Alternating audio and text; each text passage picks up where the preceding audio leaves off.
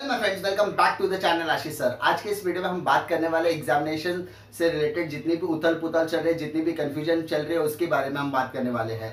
जैसा कि आपको पता है, 2 जून के दिन माननीय राज्यपाल की तरफ से एक ट्वीट आया और उस ट्वीट को पढ़ने के बाद जितने भी फाइनल ईयर के स्टूडेंट्स थे, सब जगह कंफ्यूजन का माहौल आ गया। उस ट्वीट पे उन्होंने क्लियरली लिखा था कि महाराष्ट्र पब्लिक यूनिवर्सिटी एक्ट के हिसाब से जो जितने भी एग्जामिनेशन से रिलेटेड डिसीजन लिए गए हैं, फाइनल एग्जामिनेशन से रिलेटेड जो भी डिसीजन लिया गया वो डिसीजन गलत है और जो भी एग्जामिनेशन कंडक्ट किया जाएगा वो महाराष्ट्र पब्लिक यूनिवर्सिटी एक्ट 2016 के हिसाब से ही लिया जाएगा।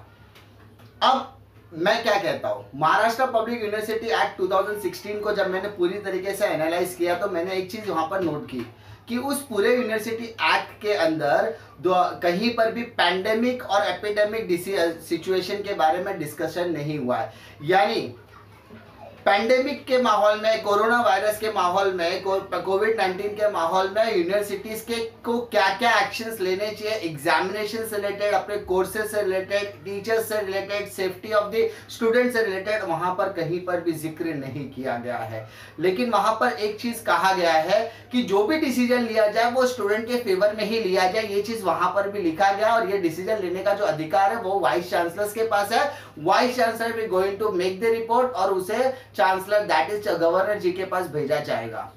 यहां पर क्लियरली इस चीज का मेंशन किया गया था, महाराष्ट्र पब्लिक यूनिवर्सिटी है।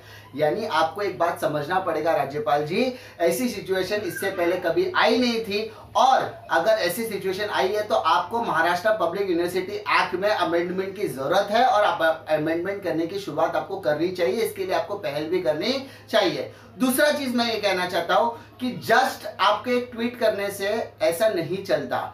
आपके पास एक प्रॉपर प्लान होना चाहिए, आपके पास एक कमिटी होनी चाहिए जो उसे एग्जीक्यूट कर सके।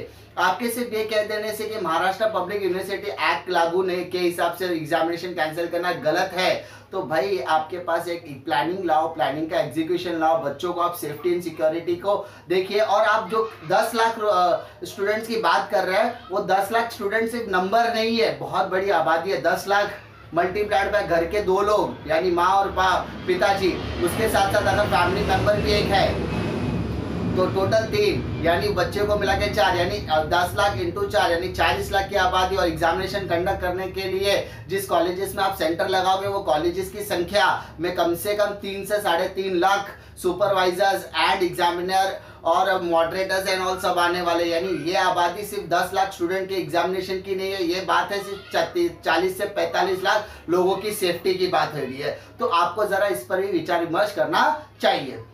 सबसे इंपॉर्टेंट दूसरी बात बता रहा हूं, अमित देशमुख जी जो वैद्यकीय शिक्षण मंत्री है, उन्होंने गवर्नर जी से मुलाकात की और मुलाकात करने के बाद उन्होंने अपने मेडिकल एग्जामिनेशन की प्लानिंग उनको शोकेस की और उन्होंने कहा हम 15 जुलाई से एग्जामिनेशन कंडक्ट करना चाहते हैं। और उनके डिस्कशन होने के बाद 15 जुलाई की से उन्होंने एग्जामिनेशन अनाउंस भी कर दिया। बहुत सारे कोर्सेज की एग्जामिनेशन की टाइम टेबल भी उन्होंने रिलीज कर दिया और इन सारे रिलीज के बाद मेडिकल स्टूडेंट पूरी तरीके से अनसेटिस्फाइड है, इसीलिए नहीं कि एग्जामिनेशन वो कंडक्ट कर रहे हैं। उनके मन में थोड़ा सा आक्रोश इस वजह से ज्यादा बढ़ गया कि जो एग्जामिनेशन का टाइम टेबल रिलीज किया गया उसमें किसी भी तरीके का गैप नहीं दिया गया है। इवन संडे को भी पेपर कंडक्ट किया जा रहा है। यानी पहले तो आप एग्जामिनेशन के बहुत सारे मेडिकल के स्टूडेंट पहले तो नाराज थे कि एग्जामिनेशन कंडक्ट किया जा रहा है, लेकिन सबसे ज्यादा नाराज वो ये हो गए कि इस नेचर में कंडक्ट किया जा रहा है कि भाई कोई गैप नहीं दिया जा रहा है। दूसरा चीज, उन्होंने माइग्रेंट स्टूडेंट के बारे में नहीं सोचा। तीसरा, अगर वो ओपन बुक टेस्ट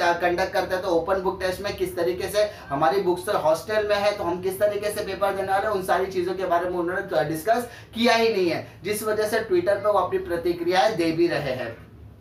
तीसरी इंपॉर्टेंट एजुकेशन अपडेट है कि national student union of India ने राष्ट्रपति जी को लेटर लिखा और लेटर में उन्होंने मांग की है कि राज्यपाल जी को उनके पद से हटा दिया जाए। लेकिन अब ये बच्चों के हिसाब से मांग थी और स्टूडेंट यूनियन ने इसकी मांग, क्योंकि वो स्टूडेंट के हित के बारे में नहीं सोचा, शायद इसलिए उन्होंने ये किया है। चौथा इंपॉर्टेंट अपडेट है मासू की तरफ से। मासू ने 2 लेटर लिखा है, महाराष्ट्र स्टूडेंट यूनियन ने 2 लेटर लिखा है। एक लेटर उन्होंने सीएम को लिखा, सीएम को लेटर में उन्होंने क्लियरली मेंशन किया कि आपने 31 मई को जो डिसीजन लिया था उसका ऑफिशियल सर्कुलर आप जल्द से जल्द रिलीज करें ताकि बच्चों के अंदर जो कंफ्यूजन है वो हट जाए। दूसरा उन्होंने सर्कुलर रिलीज किया, गवर्नर जी को लिखा है कि गवर्नर जी हमें आपसे बातचीत करनी है, हम आपसे मुलाकात करना चाहते हैं और स्टूडेंट से रिलेटेड जो क्वेरीज है, स्टूडेंट्स की जो एग्जामिनेशन रिलेटेड क्वेरीज है हम आपको बताना चाहते हैं और ये प्रेजेंट सिनेरियो जो चल रहा है उसके बारे में आपको हम पूरी तरीके से डिटेल में एक्सप्लेन करना चाहते हैं। उसके बाद सीएमओ और उदय सामंत सर की तरफ से किसी भी तरीके का डिसीजन अब तक नहीं आया है, जिस वजह से बहुत ज़्यादा कंफ्यूजन हो रहा है। बहुत सारे स्क्रीनशॉट्स डिस्प्ले हो रहे हैं कि एग्जामिनेशन होने वाली है, आप एग्जामिनेशन की तैयारी करते रहिए, आपको दिख भी रहा होगा। उसी तरीके से एक चीज़ है कि उस रिपोर्ट में ये कहा गया, शाम टीवी के जो रिपोर्टर थे उनके रिपोर्ट के स्टेटमेंट ये था कि इस कॉन्ट्रोवर्सी के से जो एग्जामिनेशन का डिसीजन था वो कुछ हद तक ठंडे बस्ते में जाता हुआ दिख रहा है।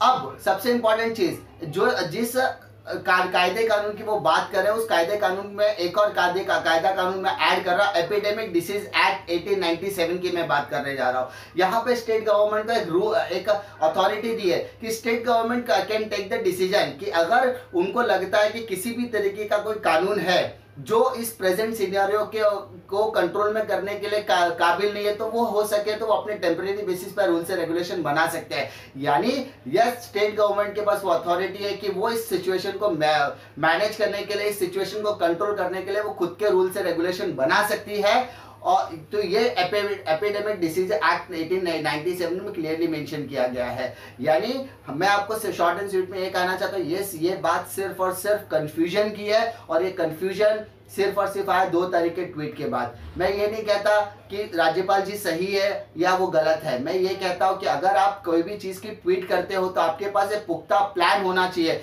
सिर्फ ट्वीट करने से नहीं चलेगा। अगर आपको लगता है कि गलत हुआ है तो आप अगर एग्जामिनेशन कंडक्ट करना चाहते हो तो you should be very clear with your action and plan. अगर आपके पास कोई प्लान है तो आप प्लान रिवील कीजिए, एग्जीक्यूशन किस तरीके से करने वाले हैं, बच्चों को आप क्या सिक्योरिटी देने वाले हो, बच्चों की क्या सेफ्टी है, उनके पेरेंट्स की क्या सिक्योरिटी, आप एग्जामिनेशन कहाँ कंडक्ट करने वाले हो, माइग्रेंट स्टूडेंट को आप एग्जामिनेशन कैसे लेने वाले हो, इन सारी चीजों पर भी आपको बात करनी पड़ेगी। और ये बात ट्विटर पे नहीं होनी चाहिए, ये बात face to face camera face करते हुए आपको होनी चाहिए। तो मैं चाहता हूँ कि अगर आपके मन में कोई भी कंफ्यूजन है तो सीएम को भी अब सामने आना पड़ेगा, उदय सामंत सर को भी सामने आना पड़ेगा और राज्यपाल महोदय को भी सामने आना पड़ेगा। और उनके बीच में जो भी मनमुटाव का माहौल चल रहा है या हो सकता है कंफ्यूजन का जो माहौल चल रहा है, वो सारी कंफ्यूजन को दूर करना है तो उनको आपस में बैठ के बात करनी पड़ेगी।